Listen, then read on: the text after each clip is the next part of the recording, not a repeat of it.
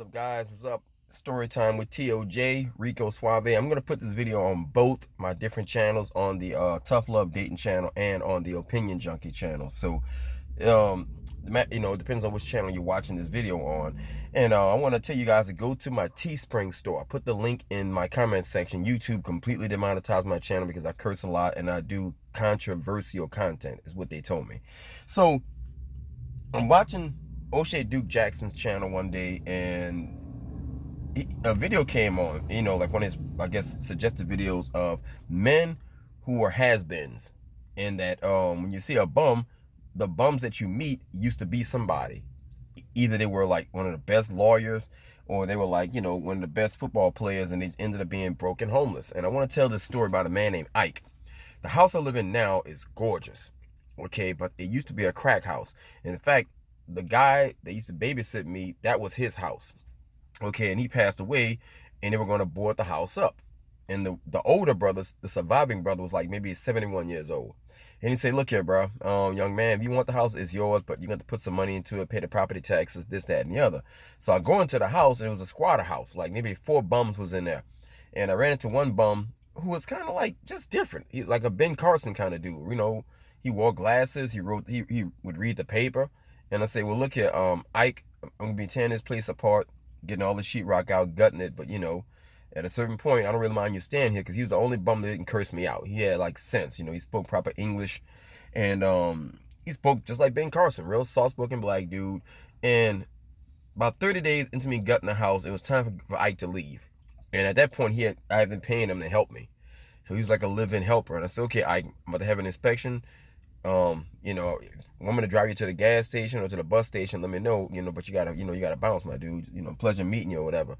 But I said, let me ask you something. While we talking, you seem to be a pretty normal dude. Like, how you ended up being, for lack of better words, like, like out here, like, I didn't want to say the words, crack addict, but how'd you end up like out here? And he said, it's funny that you asked me that. Like, nobody's ever asked me. And he said, crazy enough, right now I'm thinking about getting in contact with my kids and trying to like get my life back on track. And it's funny you asked me this question, and this could be a long video, but well, not too long, but hear me out. He said I was an architect in one of the top firms, I think in Chicago. And he said the architect firm I worked for was so prestigious that every building we designed got automatic landmark status. They were that prestigious. He was one of 2 of the only black men in the particular architect firm. So he said he was so good, it was like the movie Devil's Rejects, Devil's Advocate, when he said when I got hired, the guy was like, look here, dude, we own the entire building. In fact, we designed the building that our office is currently located in, and we have company apartments. So you can actually stay physically in this building. You can live here. We have a gym on the 3rd floor, a grocery store on the 3rd floor, and an actual playground that doubles as a parking garage. He was like, God damn, this shit ain't nothing nice. So he said what happened was he didn't realize that he had an ungrateful bitch for a wife.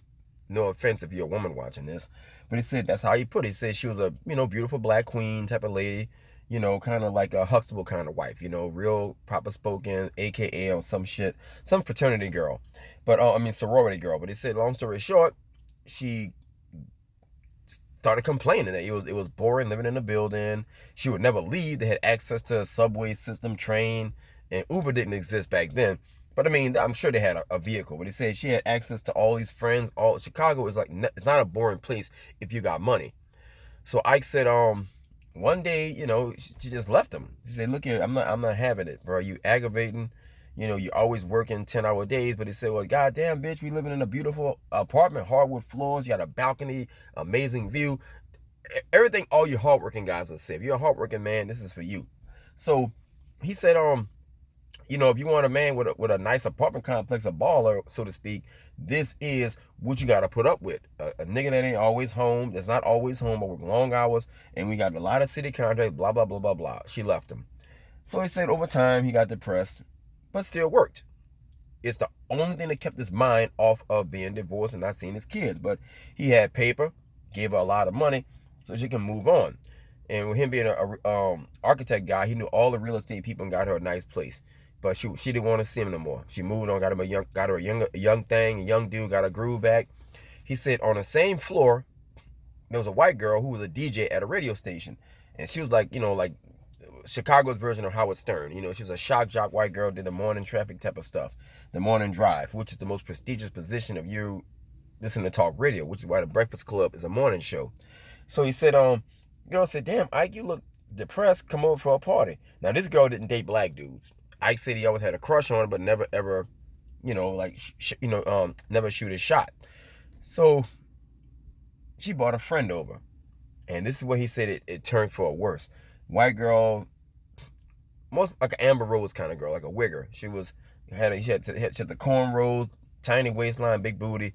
She was a groupie friend of the radio host, who would use the radio host clout to get in all the backstage places, to meet celebrities and stuff like that. And he said the girl's like, man, and they plotted on him. He said now that I'm thinking about it as a drug addict now, the girls plotted to get his money. He said the girl, like, man, we got this goofy, kind of corny black dude, Uncle Tom type of dude, Ben Carson never had some good pussy in his life, get him. So the hot chick showed up, and she worked him real well, bro. And he was going to the ATM. She said, man, you ever got high before? You kind of bored. Oh, I don't ever get high. I don't touch drugs in my life, don't touch drugs. He said, man, I snorted cocaine between her breasts. He said, man, at least 30 minutes later, I totally forgot my name was Ike.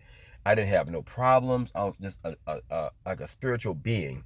He said, I never felt that feeling in my life. He said, I was inhaling like through my ears, my eyes, like you were air. He said it was the best feeling he ever had. They had sex all night. And he said, I started noticing, the hot chick would show up again with booty shorts on. I mean, really working it up. And he said, I just got more into the drug thing, just to keep up with her, because she introduced him to a party life he had never been introduced to. And that's what happened to him. He said, I got into that darkness, bro. He said, before I knew it, I stopped taking a bath. I was only focused on getting some good sex. It kept my mind off my wife, and he got fired. They let him go. They said, dude, you haven't really been to work in like 3 days, and we thought you was going through a thing with the divorce, but the divorce was like almost 3 months ago. So you really, you can't use the excuse I was depressed or whatever. You know what I'm saying? So these folks, when they put you in a position like that, and you fucking up $1 billion contract, you gotta go, regardless of how nice you are, or if you're the only black dude. He said, and that's really how he said he knew that was the situation. Because the other only black dude showed him and said, look here, Ike, they didn't want to fire you because you're black, but you fucking up, man. And, you're in a privileged position because you're one of us, and it's not many of us in the building, in the company. So get your shit straight, bro. You want some help? I don't need no motherfucking help. They fired his ass, escorted him off the property to this very day, or to that very day back then. The radio shock jock girl, was still normal, not affected by any drugs, still had her radio, and the girl that got him high is gone into thin air. But she cleaned his bank account, and now he's a crack addict. So, I think I never knew his last name, but I dropped him off at the Greyhound bus station, and there was a place called Common Core or Common Ground. That's what it was called, Common Ground. And I put him at a place called Common Ground, and they got him in touch with his family, and I never seen him again. But that's just a story I'm letting you guys know, man, that when you see somebody, that's just my story of the guy, who had something and lost it all, being on dope or whatever. And, my daddy, for example, was a drug addict. I pulled the plug on my daddy when I was 22 years old. He had literally no brain activity when he overdosed. So, that's why I may smoke, where my cigar at? I smoke Acid brand. This is the brand I smoke. Drew Estates. I love me a good cigar. I smoke Acid brand cigars, but I'm not a drug addict. Don't smoke weed, don't drink. But I am of age, so I've drank before. You know what I'm saying? So yeah, whenever you see somebody that's out there going through something, man, my daddy got divorced, but he was always an alcoholic before my mama divorced him. So it wasn't that it was an Ike situation, but he wasn't a working hard dude like myself. So I got all the hard working from him, and I used his demise as an example of what not to do. Anyways, that's my story for today. It's hot as fuck in this truck. I like talking in here because I'm good acoustics, and plus, I turn the air conditioner off so the fan won't be making any noise. Hit like, share, and subscribe. If you do, hit subscribe button, hit the alert bell as well. Give me some feedback in the comment section if you know somebody that went through what I went through with Ike, or if you know anybody in your family that hit rock bottom. Also, don't forget to go to Teespring. Holla back. I'm out of here.